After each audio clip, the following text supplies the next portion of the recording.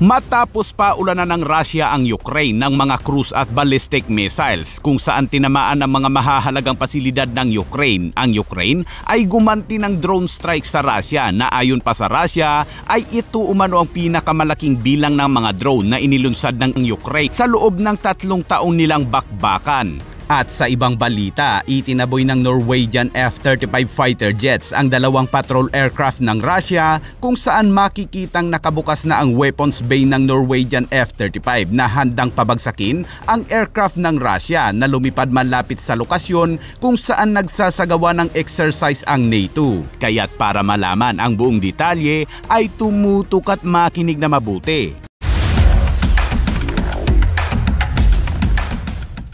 Sa patuloy na giyera sa pagitan ng Russia at Ukraine, sinabi ni Zelensky noong Biyernes na nagpaputok umano ang Russia ng mga cruise at ballistic missile sa Ukraine sa isang malaking magdamagang pag-atake. Ito ay kasunod ng pagsuspinde ng tulong militar ng Amerika at pagbabahagi ng intelligence sa Ukraine. Ang pag-atake ng Russia ay nakatarget sa ilang mga rehiyon sa buong Ukraine gamit ang halos sa 70 missiles at halos 200 drone ayon kay Zelensky at idinagdag na ang massive attack ng Russia ay direkta sa mga mahahalagang infrastruktura ng Ukraine. Після російського удару це був один з найбільш жорстоких ударів, комбінований удар, спеціальний удар був прорахований, щоб завдати максимальної шкоди. Ayon naman sa report ng Ukrainian Air Force, kasama umano sa overnight barrage ng Russia ang 43 cruise missiles kabilang ang 8 caliber cruise missiles. Gayon din ang 3 Iskander ballistic missiles at 174 na drone. Gayon pa man, hindi umano nagawang itaboy ang marami sa mga ballistic missiles na bumabiyahe ng nasa 5 beses ang speed of sounds.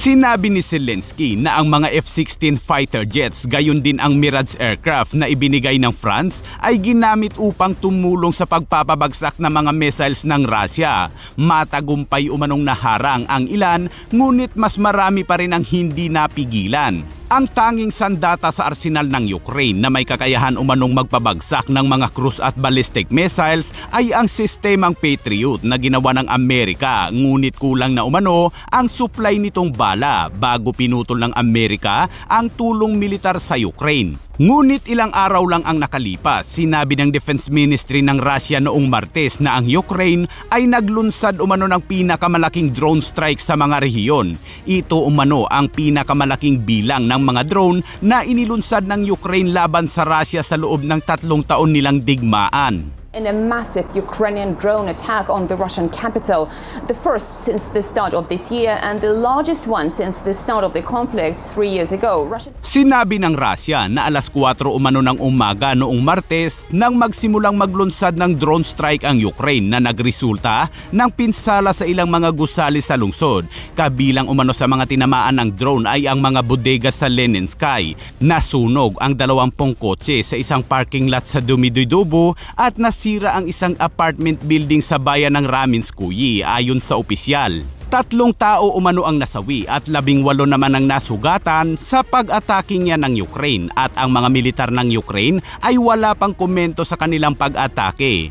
Iminungkahi ni Kolavenko na ang pag-atake ay makikita bilang isang karagdagang sinyalis kay Putin na dapat din umano siyang maging interesado sa isang tigil putukan dahil regular na sinasalakay na ngayon ng Ukraine ang mga target na militar at pang-industriya sa loob ng teritoryo ng Russia. At sa ibang balita naman mga kabayan, inihayag ng Norwegian Armed Forces na 2 F-35 fighter jets nito ang lumipad mula sa Evenes Air Base noong March 11 upang kilalanin at i-shadow ang 2 Russian Tu-142 na isang maritime patrol aircraft na lumipad sa international airspace malapit sa Troms. Sinabi ng Norwegian Armed Forces na ang sasakyang panghimpapawid kasi ng Russia ay lumipad malapit sa lugar kung saan nagaganap ang exercise Exercise Joint Viking, isang pangunahing pagsasanay sa militar na kinakasangkutan ng mga puwersang Norwegian at NATO. Nang maditik umano ang mga sasakyang panghimpapawid ng Russia, ang mga Norwegian F-35 fighter jets ay ipinadala upang subaybayan ng mga ito bilang bahagi ng misyon na QRA o Quick Reaction Alert ng Norway na nagsisiguro na ang hilagang bahagi ng NATO ay epektibong nababantayan. Sa larawang inilabas ng Norway ay makikitang nakabukas na ang weapons bay ng Norwegian F-35 na tila ba handang pabagsakin ang Russian aircraft kung magmamatigas ito. Ang Exercise Joint Viking ay ang pinakamalaking military exercise ng Norway na ginaganap tuwing 2 taon. Nagsimula ang Joint Viking 2025 exercise sa Tromsø, Hilagang Norway noong March 3 kung saan dumalo ang Canada, Belgium, Finland, France, Germany, Netherlands, UK at Amerika. At dagdag na balita mga kabayan, maraming kumakalat ngayon na mga vlog tungkol sa umano'y sosuporta si US President Donald Trump kay former President Rodrigo Duterte, kung saan nagbabala umano si Trump sa ICC at tutulungan umano nito si Duterte. Pero ang totoo mga kabayan, hanggang ngayon ay walang komento si US President Donald Trump tungkol sa pagkakaaresto kay dating Pangulong Duterte dahil abala si Trump sa ngayon sa Middle East at Europa, kaya't huwag basta-basta magpapaniwala. Matatanda ang binasura noon ni dating Pangulong Duterte ang Visiting Forces Agreement ng Amerika kung saan mas pinili nito ang China at Russia. One, I will terminate the bases Visiting Forces Agreement. Tapusin ko yung putang ina. Kaya't ang sagot ni Trump dyan noon ay wala siyang pakialam kung ibasura ng Pilipinas ang VFA dahil mas makakatipid niya ang Amerika.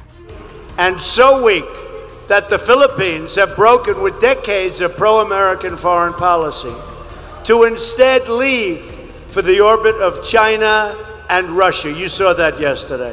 The hatred. You see the Philippines, the heads of the Philippines, they're so angry. He leaves for China. He's now negotiating with China. We've been in the Philippines practically for forever. A very important strategic ally. And what happens? China and Russia are probably going to take it. And I see him out there campaigning for crooked Hillary. Come on.